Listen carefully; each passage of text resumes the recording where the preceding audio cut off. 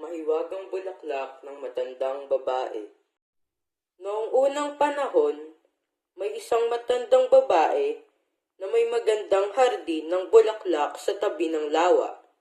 Malapit ang matandang babae sa mga mangingisda na naninirahan sa kalapit na baryo.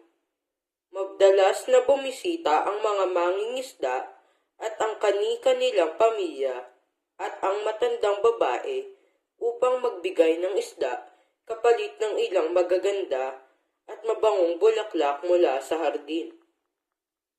Naniniwala ang mga mangingisda na mayroong angking kapangyarihan ang matandang babae dahil palaging nagliliwanag ang kapaligiran ay may kasamang babae at duwending tumutulong sa pag-aalaga ng tanim.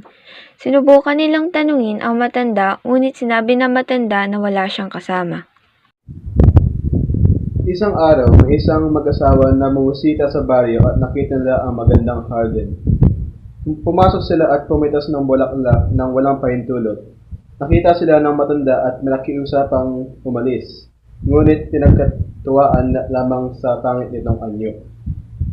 Dahil sa kalupastangan ng dalawa, ginawa nilang magandang kulisap.